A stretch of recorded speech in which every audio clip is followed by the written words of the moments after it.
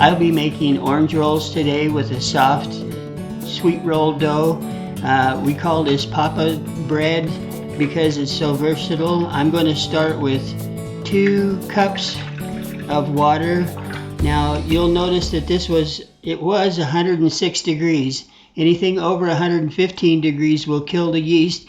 It slows down any of the process, but most of all it makes the dough taste like yeast, which is an off-putting flavor for most of us. I'm going to be adding 1/2 cup sugar.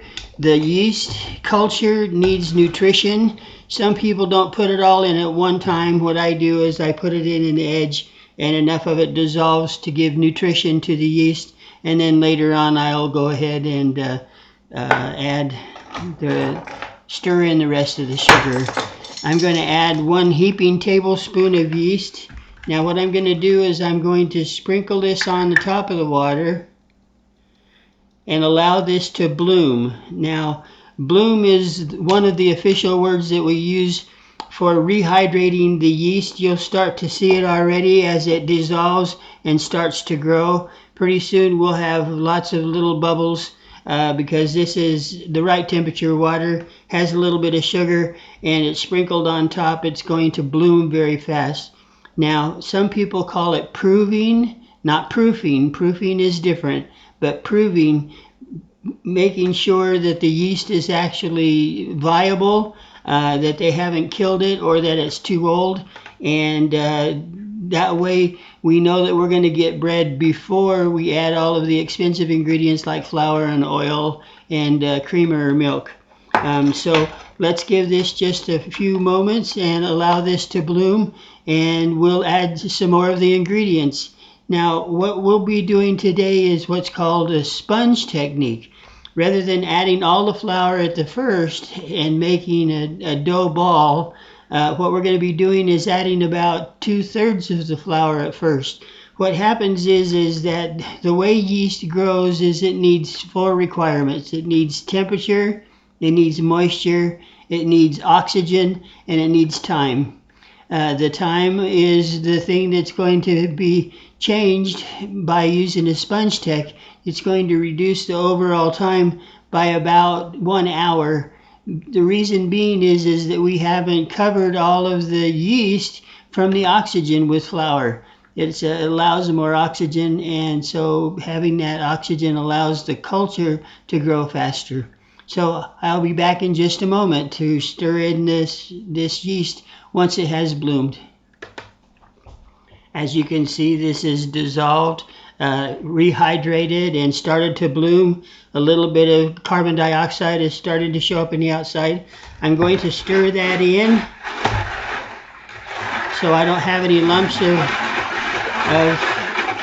I don't want any lumps of yeast, because that can make pock marks, air bubbles in the dough itself. Now I'm going to add a little bit of vanilla. I'm using the Mexican vanilla, which is quite strong, but you can use more of the imitation. This is still just liquid at this point, so it's not changing the recipe significantly. I'm going to add some creamer, about 1/2 cup. You can use dry milk. I find that creamer is much cheaper and works just fine. And I'm going to add enough flour now at this point. Excuse me, I'm going to add salt, about 2 teaspoons.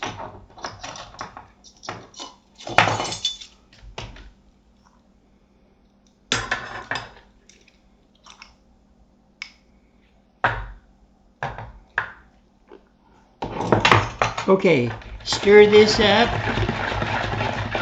If the milk isn't dissolved, that's perfectly fine. When we put the flour in, it's going to add the extra density and break that all up and mix it right in. So I'm going to add about enough flour to make a thick batter. It's not going to be a complete full yeast dough at this point, because recall we're talking about making a sponge.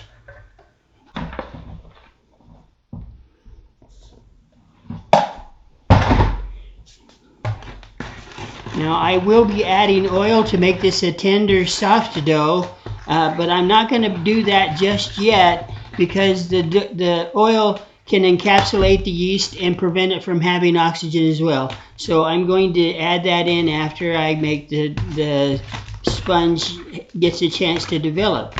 And so now we have a thick, just a little over thick batter, and we're going to let that rest for a while, about 40 minutes, which is less time than an hour and a half.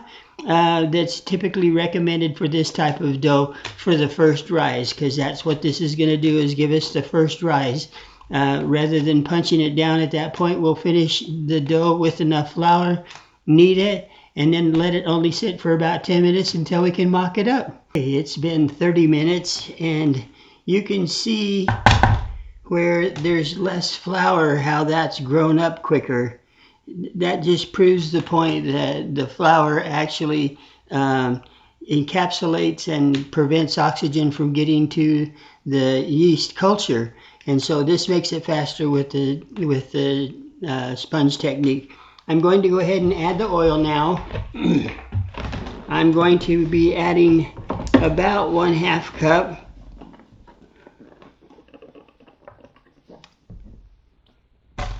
Yes, I overshot just a little bit. And stir this together to make a thick dough.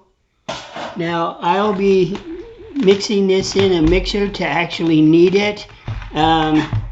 I will have different videos to show you how to actually knead, but at this point I'm going to, for speed and to save my muscles, I'm going to be mixing it in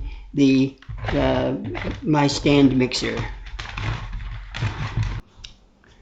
Okay, I've let the mixer do most of the kneading here. I rolled it into a ball first, but because I'm going to be rolling this out for a sweet roll, like a cinnamon roll kind of shape, I'm going to go ahead and get it started here and allow it to relax closer to the shape that I want it in. That'll give me make my life a lot easier as I go about. So I'm going to set this aside and cover it up with a plastic bag.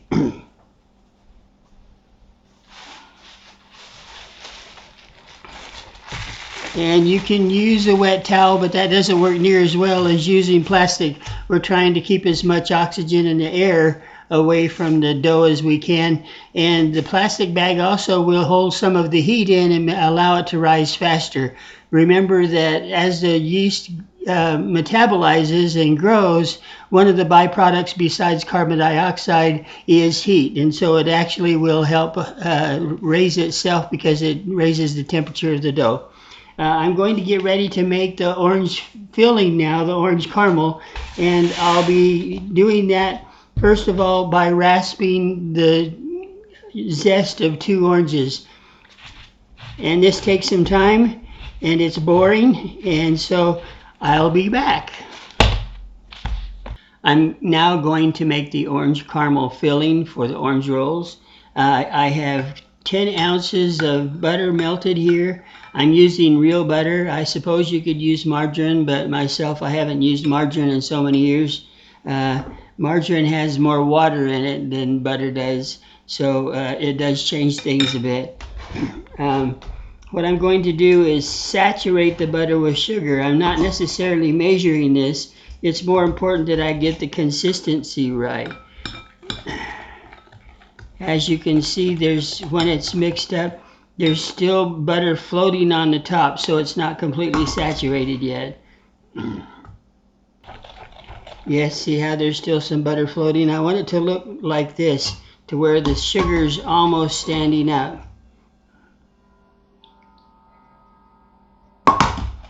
A little extra sugar is better than too much butter. And it's still glossy a little bit on the outsides, a little bit more.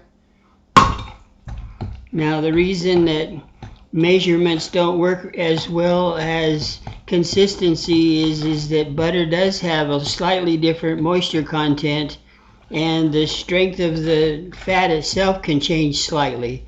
So this is what we're looking for, is saturation. It's a nice paste. It stands up on its own and there's not butter floating on the top. So that's what we're wanting. Now I'm going to be adding the zest of 2 oranges.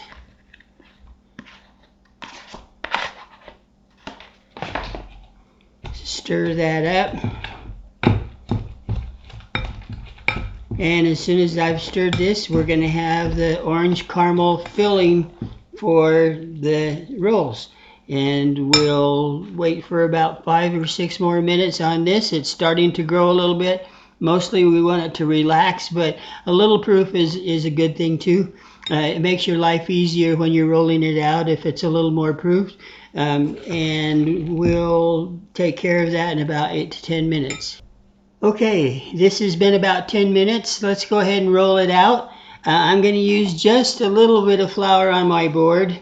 I don't want too much, because what happens is that by adhering to the board, it rolls out faster. We don't want it to be worked any more than we have to, because the more we work the dough, the harder it is to, it reacts with the protein chains and it becomes elastic and snaps back. So we want to try to get it rolled out as fast as we can with as little motion as possible. Now, a lot of people, when they roll out dough, they go back and forth like this. Not good. What we want to do is start in the center, give a push, and push out to the end. And when we push out to the end, we don't completely push out. We leave some there, because what we do then is from here, go from the center, push out, center, push out. We're trying to make a rectangle, not just a egg-shaped piece of dough. Start from the center, go to the edge. Start from the center, go to the edge. And I want it about 12 to 18 inches wide. The thickness is not as critical as is the width.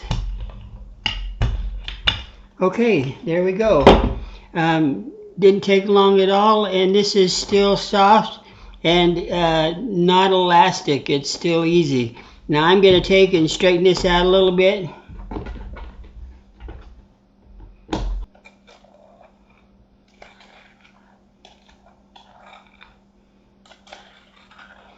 Now this is quite a lot, because this is kind of a caramel bottom roll.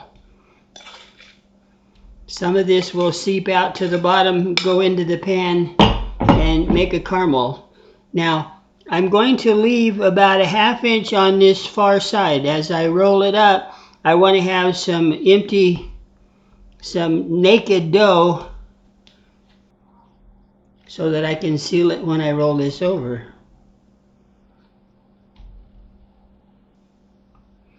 And what you don't want to do is roll it too tight. When you roll it tight, the centers pop up and the goo starts falling out as well. Looks like I have plenty of insides, but that's okay, because that's going to come out and as the caramel. And you can see that I have this ½ inch. Now I can pull this over and pinch that in.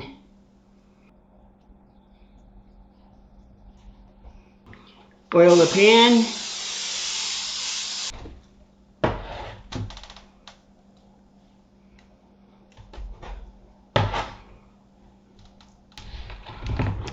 I'm going to let these proof for about 30 minutes, and in the oven they go. Do you recall how both ends of the pan were empty? This dough is so virile that it filled up the entire pan. If the pan wasn't bigger, they would have pushed up and gotten higher. So I know by my experience from this recipe that I need to give these rolls plenty of room. Now that they've just come out of the oven, it took 35 minutes. And I'm going to turn this upside down on a sheet pan. And I am going to lift this, and you're going to find that beautiful caramel.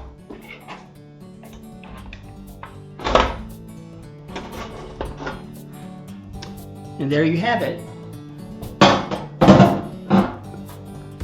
Orange caramel bottom rolls. Takes about 2.5 hours is all by using the sponge technique. Thank you very much. Good day.